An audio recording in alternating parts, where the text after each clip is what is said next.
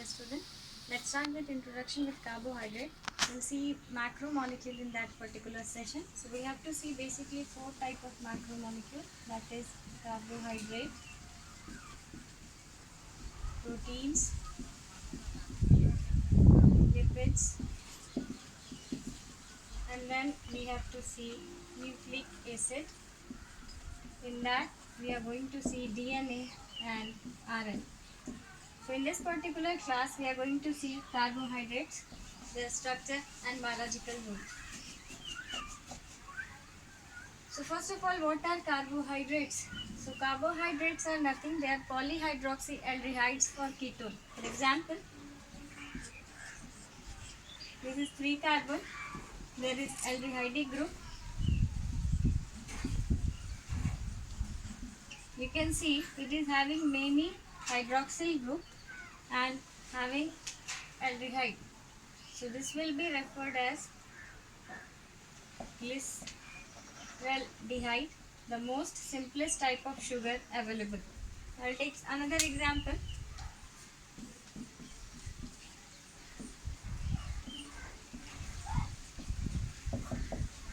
This is ketonic group and these are aldehyde present. So this is ketonic form of this glyceraldehyde and this is called as dihydroxy, as it is having 2 hydroxyl group, acetone. So you have two forms of a sugar, either it will be in aldehydic form called as aldoses or it will be in ketonic form called as ketoses. So these are most simplest example of aldehydic and ketonic form of this sugar.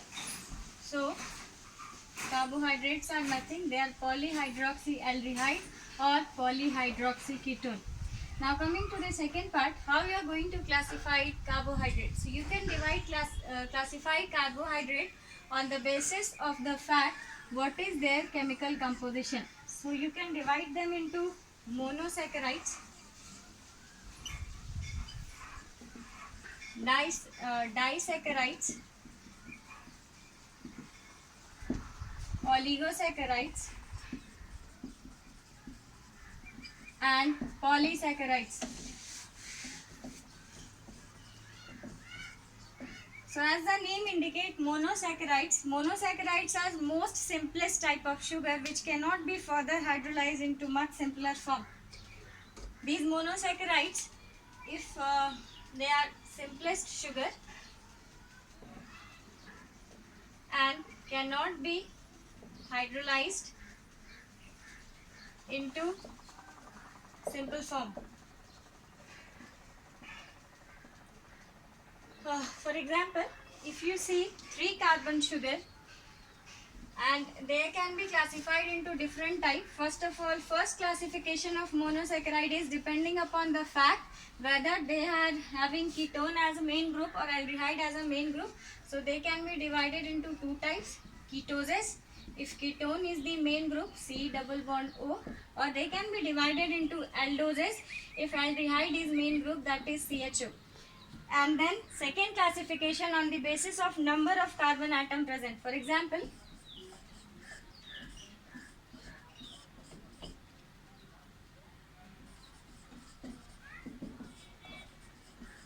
if 3 carbons are present and ketone is the group, that ketoses will be known as dihydroxy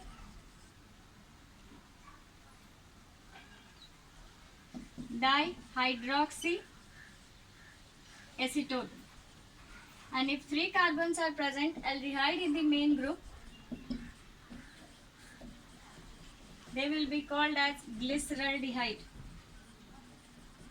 Now we calculate the carbon number. Carbon number is 1, 2, 3. 1, 2, 3. So they will be referred as trioses. Okay. So let's again revise. Monosaccharides are the most simplest type of sugar which cannot be broken down into much simpler form. Means further hydrolysis of monosaccharides are not possible. Now these monosaccharides can be broadly divided into two groups depending upon the fact what is the main functional group present. If main functional group present is ketonic group, that will be referred as ketoses, and if main functional group present is aldehyde group, that will be referred as aldoses. Now further classification of this particular monosaccharides depends upon number of carbon atom present. For example, in this particular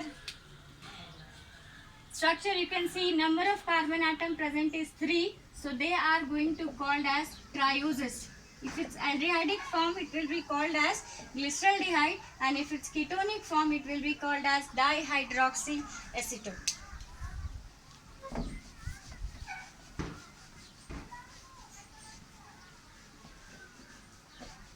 Like that, if it's 4 carbon, monosaccharide is having 4 carbon, that will be called as tetroses. 5 carbon, it will be called as pentoses. 6 carbon, it will be called as hexoses. 7 carbon, it will be called as heptuloses, and like that. Now coming to another class of monosaccharide, another class of sugar. Now sugar is called as disaccharides.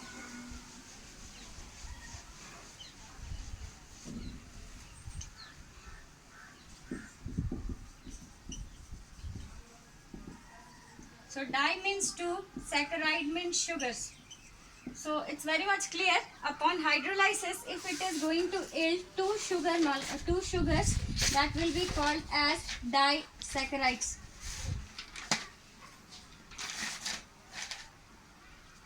For example, milk sugar. Milk is having a sugar. That sugar is called as lactose. Or malt sugar, that is called maltose. Or common sugar what we use for day-to-day life, sucrose. All these are example for disaccharide. We'll come to the structure of these disaccharides later on. Next, coming to oligosaccharides.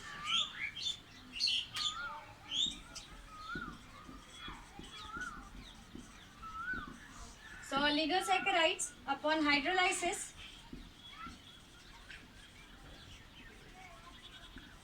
if it is an oligosaccharides.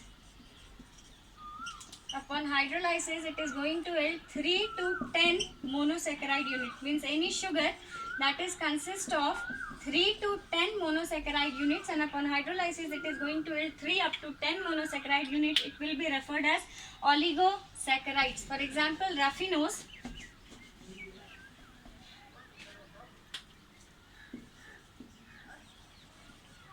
Raffinose is going to yield 3 glucose unit upon hydrolysis. So raffinose is very good example of oligosaccharide. Next is polysaccharides.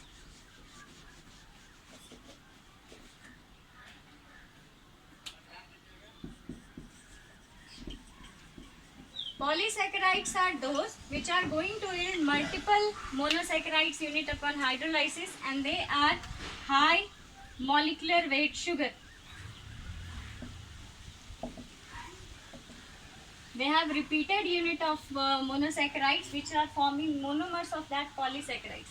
Now these polysaccharides can be divided into two types depending upon the fact whether they consist of same monosaccharide unit or different monosaccharide unit. For example, they are called as homopolysaccharides, and another one is called as heteropolysaccharide.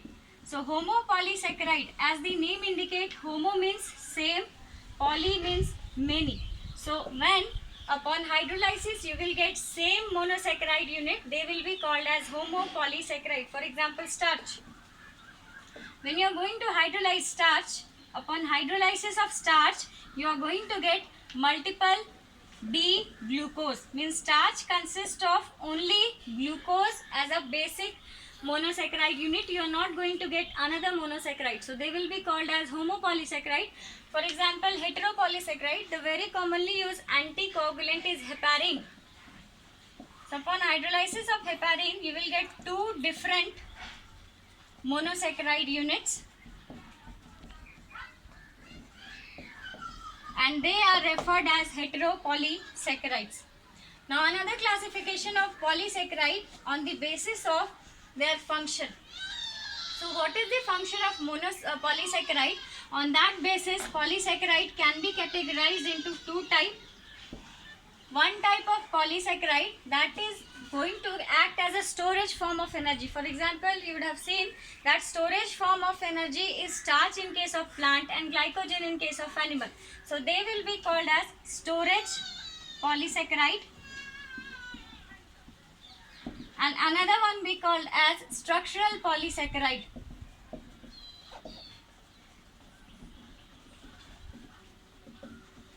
Storage polysaccharides are those which are going to store a polysaccharide. For example, starch. Starch is the storage form of energy in plants, and glycogen, which is storage form of energy in case of animals.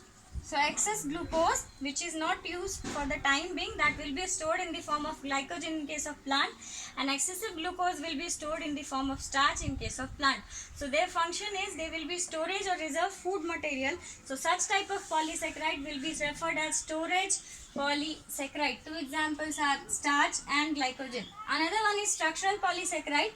Structural polysaccharide are those polysaccharide which forms the structural unit of the cell, probably plant cell or animal cell. We'll take example cellulose. So you know plant has a wall, that wall is called plant cell wall. Important constituent of plant cell wall is structural component of plant cell wall is cellulose. So depending upon their biological role, polysaccharide can be categorized into two types. If they are performing the role of storage, they will be called as storage polysaccharide, for example starch and glycogen. If they are forming the role of structural constituent of any plant or animal, for example cellulose, they will be referred as structural polysaccharide. So let's quickly revise what all we have seen in this particular lecture. So in this particular lecture we have seen what are sugars. Next we have sugars or carbohydrates. Next we have seen what is the classification of carbohydrates. So carbohydrates can be broadly classified into four groups. Monosaccharides, most simplest type of sugar which cannot be further hydrolyzed into much simpler form. Next we have seen disaccharides. Disaccharide means those type of sugar which upon hydrolysis going to yield two molecules of monosaccharides. Next is oligosaccharides. Oligosaccharides are those which are going to yield 3 to 10 molecules of monosaccharide units. And then polysaccharides, high molecular weight sugars, and these polysaccharides can be further subdivided into two types depending upon the fact whether they consist of same monomeric unit or different monomeric unit. If they consist of same monomeric unit, they are called as homopolysaccharides, and if they consist of different monomeric unit, they are referred as heteropolysaccharides. Next we have seen types of polysaccharides on the basis of their biological role. So polysaccharides can be classified into two types depending upon their biological role. One is called as structural polysaccharide,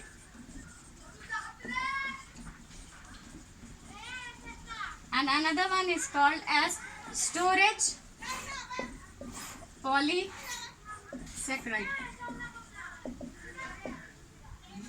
Thank you. That's all for today. In the next session, we are going to see isomeric forms of carbohydrates and their chemical reactions. Thank you.